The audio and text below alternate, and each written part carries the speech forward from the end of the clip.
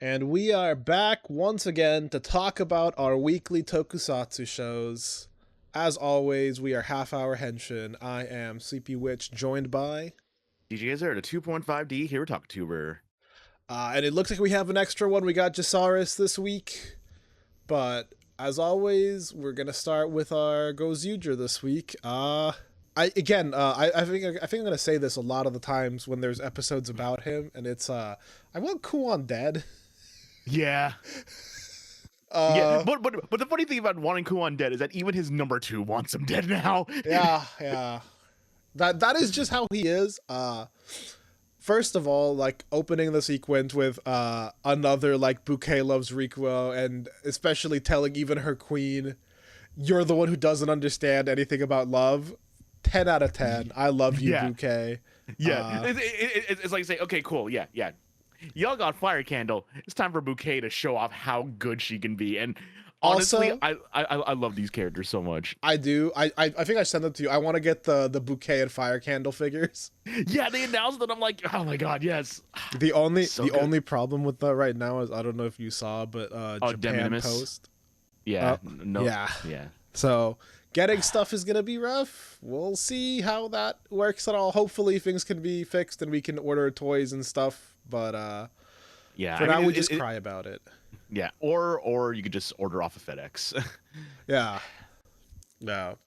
But FedEx is usually pretty expensive too. That's the big thing. So again, what I'm saying is it's gonna be rough, but that I'm thinking about that Honto meme, but with Gozyuger, where it's like, I think we should take all of the pain that Bouquet feels, double it, and give it to Kuon. Yeah. Ooh, boy. Just deleting her memories is just kind of fucked up. And I'm gonna be honest, did not expect them to pair her up with Kumade. Yeah, that was a bit weird, but it's kind of cool that they actually like. Okay, so for once we did not get Fraudness Kumade. No, we got him dealing with his own number 1 battle. The Gozyugers took a guided tour of like Kuon's AI facility, and I love that it's like, this is obviously a trap. Yeah, but you know, we got reasons for wanting to go. Yeah, the fact that they were the B plot and you're just like, huh? What's going on here? Yep. I do love that. I did like the Kumade like plot where, you know, it turns out that, you know, part of his reason for making money is also that, you know, he wants to spend money because he wants to like keep connecting people. Yeah. And also, I'm curious to see if we're gonna get any of the other first gen Gozyugers, because now we've seen the original Gozu Leon. Yeah.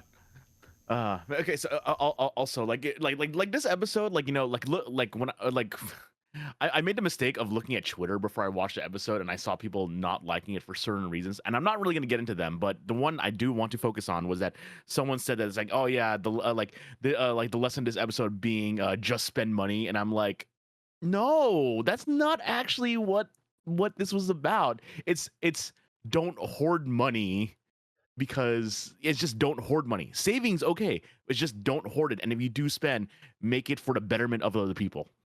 Yeah. Here's the thing. Currently, with how things are, I can understand why people are upset, because I get it. He's a rich boy. That's kind of his whole bit. It's kind of annoying when, you know, you can be paycheck to paycheck, or you could be working a shitty job. But again, his whole bit was, again, using the money to better people. It's kind of worthless to hoard money. And so just kind of missing the reading of kind of like what the base show is trying to tell you. Yeah, that like when I saw it, I'm like saying, that's not what it is. Because I mean, like even though, like, you know, he basically told like the shopping arcade owner, like, saying, yeah, like, you owe me, you know, 15 million yen. It's like saying, you know, you saved us, but, you know, like it just made everyone happy. So I'm happy to like, you know, pay you back when I can. Like, it's like, yeah, and like everyone was like all smiles, and even Bouquet like sees this, like, you know, well, sorry, memory white Bouquet sees this, and it's like, yeah, it's like, okay, I understand. I think I understand where you're coming from now. And I also like that his original thing is that he was doing everything for free, and it was his friend who told him that you're going to burn out if you get nothing in return. Yeah. And I do kind of appreciate that. Like, if all you're doing is giving you can burn out. It can be really rough on you. And obviously he's using money in this case where it's like, okay, well, you know, if I do my goods and services, then I get money that'll keep him. That's, I don't know. I haven't seen people complain about it on Twitter. I'll ask you more about specifics because now I'm curious.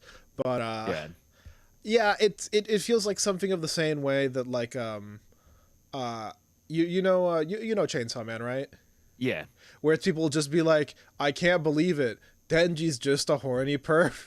And I'm like, no. And it's like, they're like, taking advantage of this child, you fool. Exactly. Every single chance they get. And it's like, and again, and people have to remind the ad. Yeah, and to be fair, Chainsaw Man is definitely being written a little bit more subtly than, you know, Gozyuger, which is, you know, more of a kid's show. But like in the thing, they literally are like, hey, spending money to make people happy is good. And like the good thing is about making it go around, you know, keep connecting people and stuff. Like, yeah, they're pretty like just explicit about it. But okay. So, sorry. Side note: did you just say Chainsaw Man is subtle? I said more subtle. Okay. Now to be okay, you know what? Okay. That's an off-recording conversation. I'm sorry. Okay, Chainsaw Man is incredibly explicit with its themes, but I think it's more subtle than at least usually Gozyuger. Okay, but back to the B plot. I think I've killed him. All right, I think after this point, if he keeps laughing, I'll cut that off. I'll let you guys know how long he was laughing for before we get back to the recording. Well, okay, no, I think I'm good now. But yeah, let's get back to the B plot before we go to the ending of this episode. But yeah, the B, yeah. The B plot is it looks like it might not have even been Kuon who ordered them there. It's just his number two. Yeah. And I mean, very much makes sense that like the number two in a company would be after the CEO, kind of. Yeah, and not only that, he one shots them, kind of. Doing the Battle Fever J into having like an extra armor for it is really cool. First of all, yeah, I really like this kind of like, you know, modern, like, you know, like actually, yeah, this modern Gen AI like look to him now. Like it's kind of like, you know, it fits the theme of how fucked that is. yeah, and it fits the theme of like a corrupted hero as well, because we were adding like a lot of like the black and the purple to the red and white. And then he just gets them to go to sleep, and then he needs another generated thing, and you know the only generated like, you know, person that's around is Bouquet right now. Yeah, or at least that's easy access. Yeah, I don't know if he was just always already planning to do Bouquet or what, but first of all, we're getting the Kumade versus Fire Candle for Bouquet, and like Memory Wipe Bouquet just being like, am I a wicked woman? Yeah, this is not your fault at all, honey. This has nothing to do with you. Those guys are just idiots. Yeah, but also what I really love too is that, you know, once again Fire Candle shows up for like 10 seconds and is still my favorite character in this show. Fire Candle the goat showing up and being like, man, you told our queen to go fuck herself. Hell yeah, dude, that was awesome. Yeah, I'll try to smooth things over, but that shit rules. Yeah, it's so good. It's like you wild, but you're right though. Yeah, and I fucking love that again, because I definitely read, you know, Fire Candle and Bouquet very much like as siblings. They were both generated, and like they have a very close relationship. And so he's like, "Come on, I'm bringing you back home," and her not. It seems like, you know, he does seem genuinely hurt that she doesn't really remember him. Yeah, because I think like the big thing is just the fact that they both are just, you know, generated. They're just like both generated humans. Yeah. Yep. And then obviously getting kidnapped and going straight into basically the episode preview. Yeah. Oh wait, I don't know. Even before, but you know, we should also talk about how Goodburn was getting jealous. Oh yeah, Goodburn being like, "Hey, you've been spending all your time with this woman. Also, you rode my dad last week." That was some translation. Yeah. Man. Well, we're going to see what that comes up to, because it obviously ended up not mattering because we have to go actually save Bouquet now instead of fight each other. Yeah. But also the fact that we are getting bouquet versus fire candle. I'm like, what? Yep. So we have no idea exactly how this is playing out next week, but I mean, we're gonna see Kuon. It looks like we're gonna see like brainwash Gozyugers because they all have like the little Battle J scarf. Or Battle Fever scar. Bouquet being like, I'm gonna show my like generated love. Like the puns with that with the I and the AI. Yeah, I'm super excited to see that stuff. Yes, I want to see the culmination of this like bouquet 2-parter. We had the fire candle one, now we're getting the bouquet. Oh man. And I hope I hope that I was gonna say, and I hope that if we're getting a Kuon 2-parter, he dies at the end. Yes, please. But that's all the character development lucky, I need from him. Yeah, but knowing how things are going, he's probably gonna end up being like the main villain, and I'm gonna be like, he's definitely going to be like I think he's making it to the end game. I don't think we're getting him rid of him like anytime soon.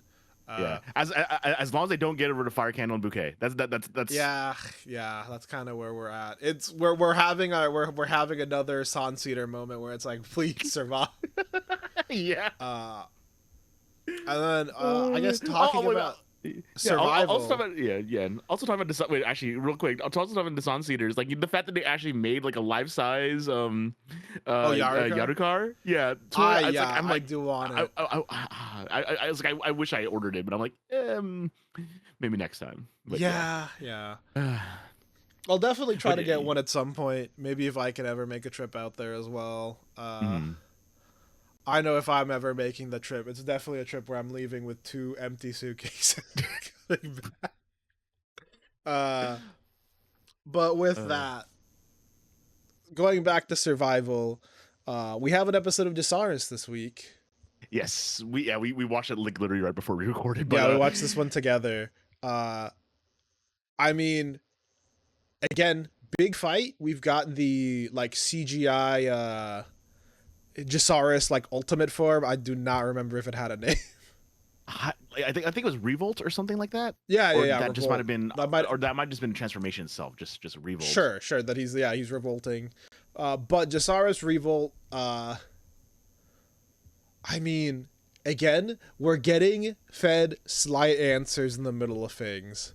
Yes. Something called the second humans exist. And apparently Jisariz is not one of them. He's not even descended from the second humans. He is just a wild dog that we've kept. And I'm like, where the fuck did you get him? Yeah, exactly. As far as answers, there's that. We're obviously seeing our main girl from that first season who gave him the power and passed out and then basically decided, hey, this is the right way, and uninstalled the app, which gave it back to him. Yeah, so for some reason that's how it works, and I'm just like, huh? I mean, it could legitimately. My thought is it's like account bound. You know what I mean? She had his account, and once she's no longer logged in, he's allowed to like log into his account again. Yeah. And so we have that. We had the setup, obviously with the fight. He's got his account. We get the like original transformation, and we also see that like this wasn't a planned thing, where he knew that she would get the power of it again eventually, because he's like, no, I can't bother her anymore. She's got her own like happy life to live. Yeah. But she gives him back the power. We get the full Henshin. We get, another cool fight with maybe one of the funniest dodges I've ever seen. Yeah. This is like the Geats using Revolve to dodge, but like times 10.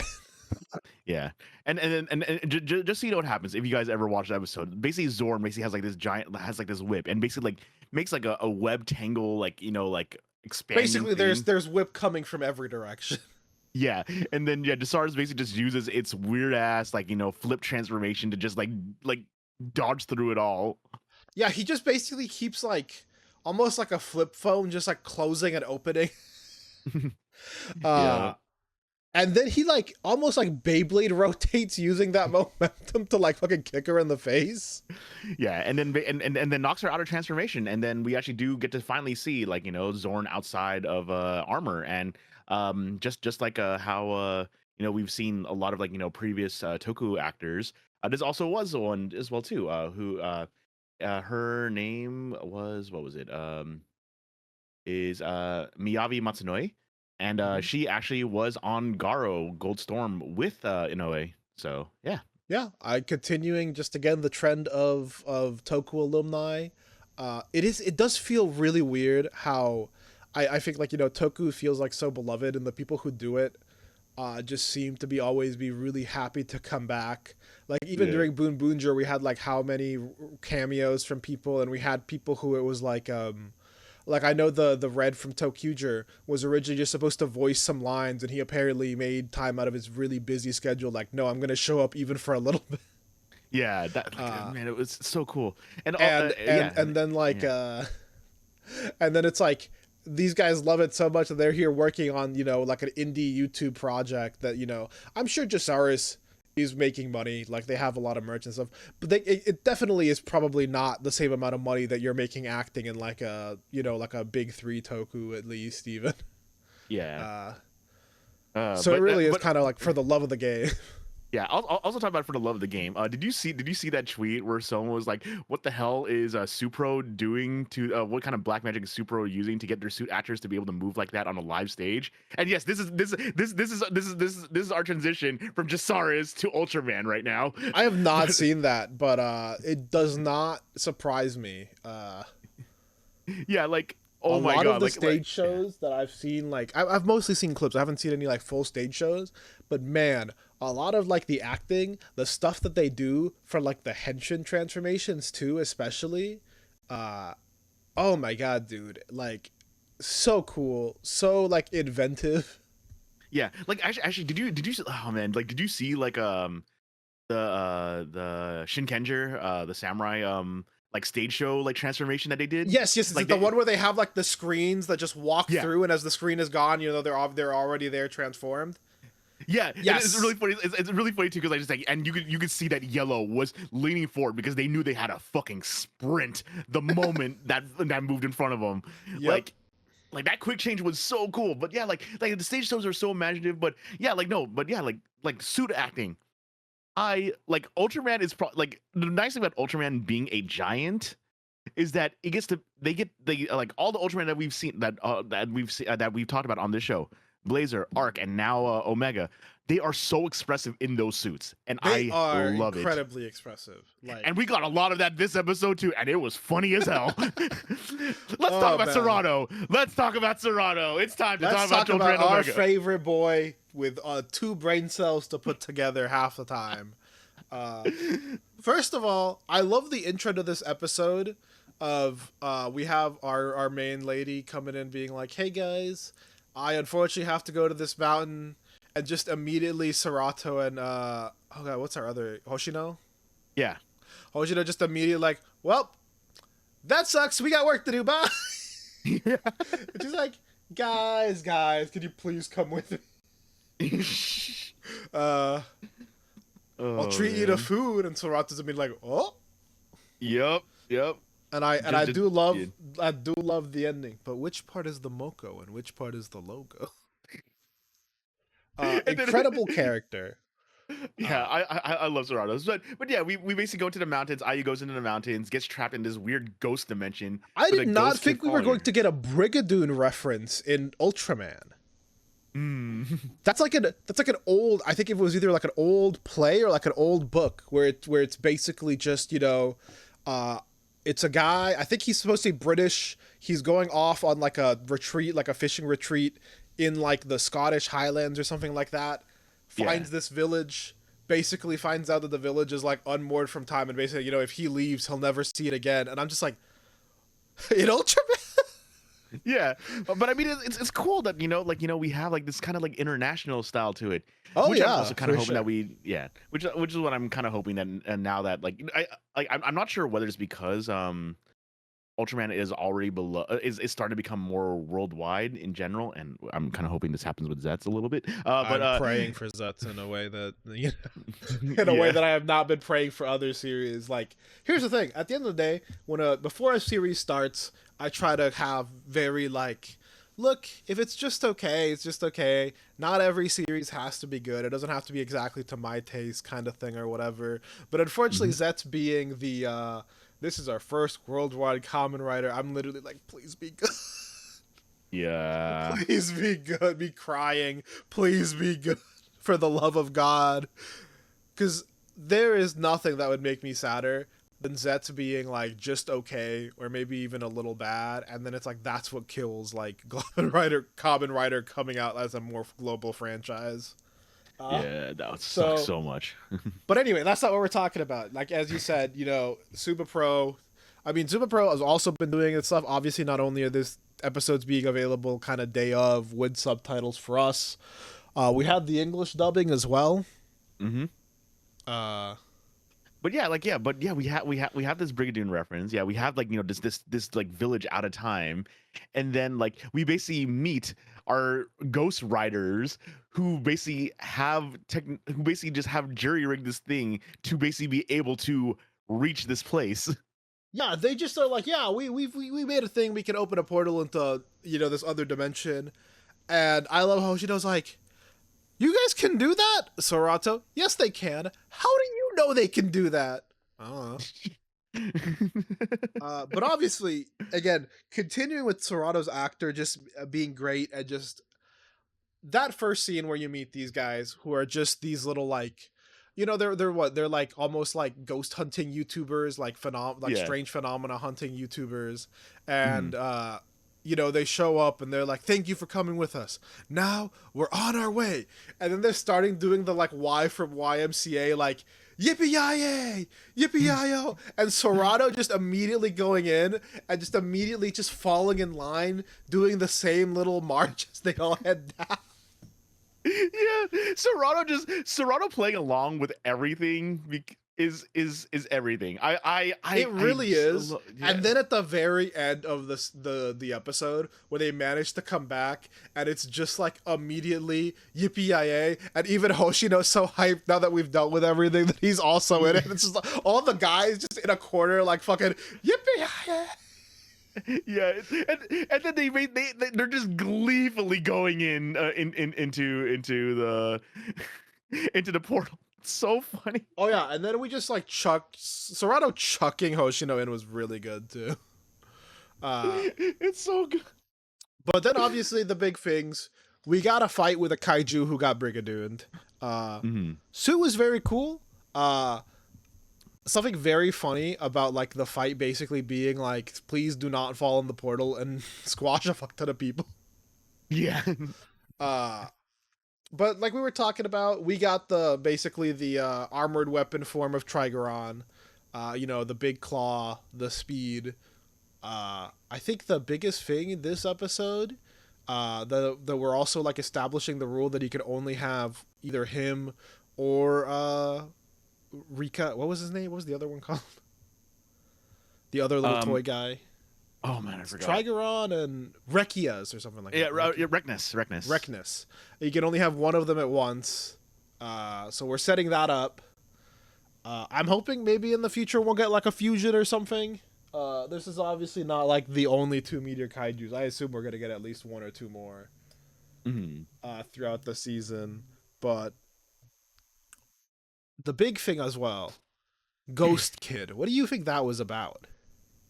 I don't know, because it like, I don't believe it was malicious at all. No. I don't think the Ghost Kid himself was malicious. And we also got the like, hey, there was a big red giant who sealed the monster away. And, obviously Hoshino asked Sarada, was that you? And he's like, I don't know. Because technically, as like an ultra, like he could be way older than we know. And he just currently, he doesn't have his memories. But has he been on Earth before? Because he knows the space kaiju, but obviously he knows the Earth kaiju as well. He recognizes them somehow. And if these are native kaiju to Earth that just have been like underground, how does he know them? Yeah. And the other big thing is, the one word that the Ghost Kid says is Omega. So he knows him. Yeah. So right now I'm on the Omega has been on Earth before, and he may have been one of the reasons why the kaiju just don't exist basically in this timeline up until now.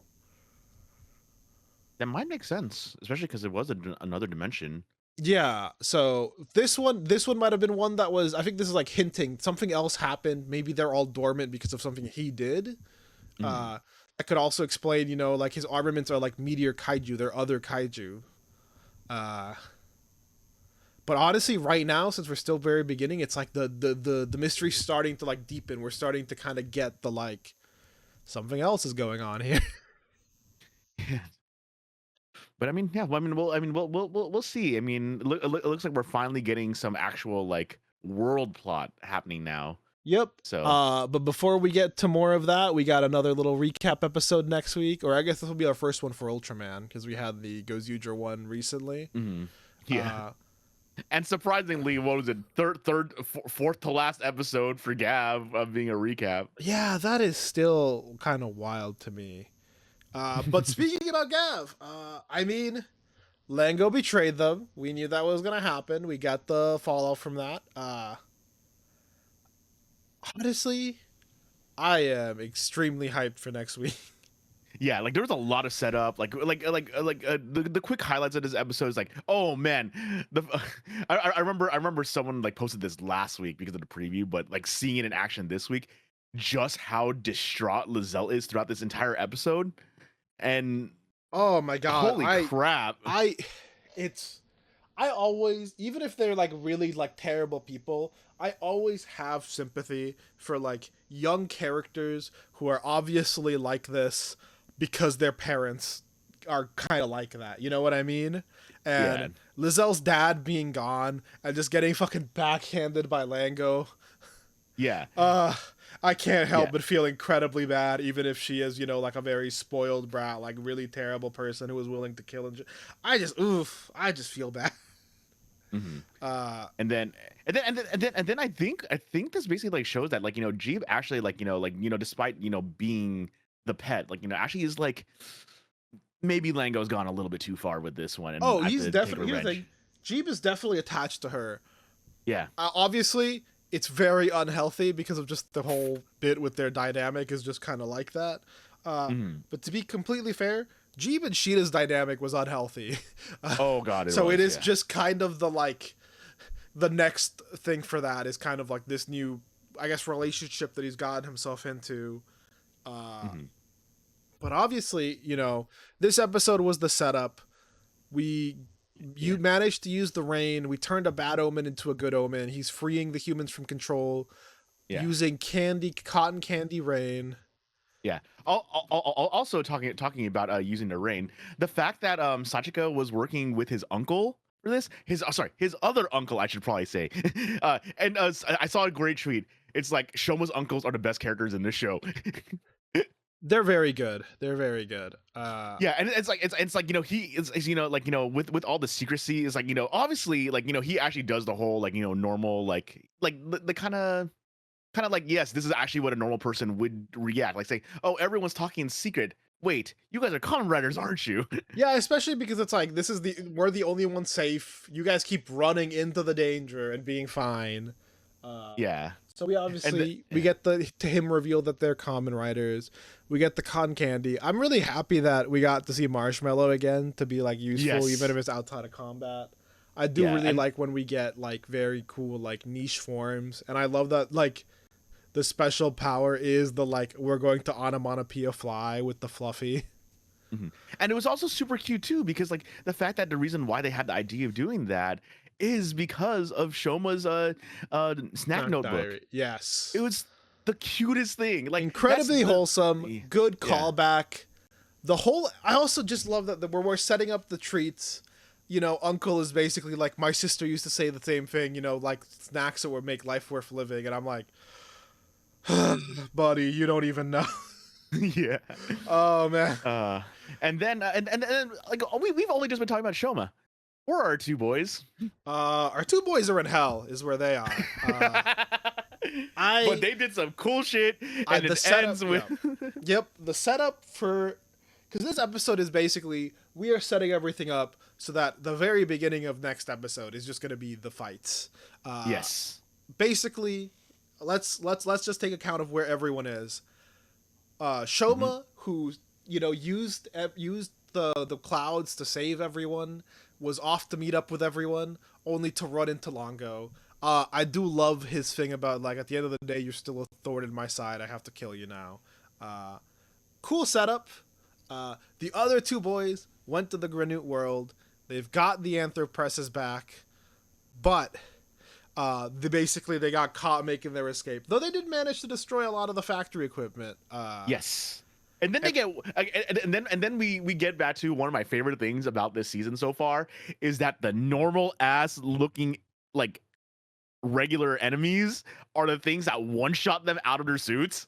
They really are, especially these guys, because they are Lango's agents, which obviously means they're really strong in the same way that President's agents was really strong, and they get one shot out of their suits, and fucking Lakia with the I'm gonna hold these guys back. You're human, so you should go back to the human world and save the humans. This is a Granute problem to deal with. And I was just sitting there like, no, you were gonna beat the grease allegations. You were gonna beat the grease allegations, not like this. But what if we somehow leads up to our Sachika transformation final episode? Dude, Tsukiyomi asks. First of all, I just don't think we're getting it at this point. This is the point where I've lost that hope. Sachika will be a writer after the season or whatever, if at all. But we're getting Lakia fighting like 15, 20 agents, sacrificing himself so Hanto can buy time. Hanto stopped by Jeeb, so that we're going to get that 1v1. Obviously, we're getting Shoma versus Lango times 2, like the second fight. And I will say, again, on the just feels weird. It's like, I get why, but it's like, oh yeah, Lizelle, who we have also kind of set up as a monster in her own right, might not get a fight. Yeah. I don't know, feel weird about that. Again, to me, that and, the Sachika kind of being set up but not really ever getting a suit had kind of been the one, like, small downside to Gavv, Like, the reality is, as much as I love Sachika and I love what she does for the show, they do not care about her as much. Oh, wait, actually, wait. I think Hanto's going to fight Lizelle. Oh. I think. Do we see a little bit? Okay. So he might do the Jeeb and Lizelle then, at least. Yeah. But the one thing, I think it got brought up because I hadn't like technically thought of this on my own. I think it was like a Keza Henshin video that I saw where she was like, "Hey guys, did they ever give us do you guys remember the backstory they gave us for Sachika?" Oh wait, and I'm like, she's right. We never got to learn any about her family. We never really got to know more about like her past or why she's the way that she is. We got it for Lakia. We know about his brother and his whole motivations. We get it for Hanto with his mentor and his thing. We obviously have it for Shoma and his mom. We kind of got nothing for Sachika in that. She's just, like that. Yeah, but I mean, at the same time, like the only real defense is that she's the reason why anything gets done in the show, though. It is. And again, she's really good, but I just feel like the show doesn't care about her as much as it cares about the others, Mm-hmm. Like, we get the, like, I couldn't have done this without you. I'm glad I'm with you guys. And it's just the 3 dudes, But it's just a small sour spot in overall, like, my opinion, fantastic season. I still really enjoy it. It's just, why'd they give her that bubble? That bubble really is that. I'm gonna be talking about that bubble during the Zets finale. If something's gonna happen during the Zets finale, and I'm gonna be like, but I still hate that bubble more. And with that, we will leave you guys this week. We will be back next week to talk about that week's Tokusatsu. Thanks as always for listening, and we will talk to y'all later. Later. This program is brought to you by our unending love of Tokusatsu. If you enjoyed the show, please be sure to like and subscribe. And hit the bell for notifications. And if you would like to support us further, consider becoming a patron at our Patreon, Half Hour Henshin. You can get some exclusive benefits, such as your name in the credits and joining our sticker club. Or, if you want to help with a one-time donation, you can also find us at Ko-fi at Half Hour Henshin. You can email us with any questions or theories at halfhourhenshin@gmail.com or on Twitter at halfhourhenshin.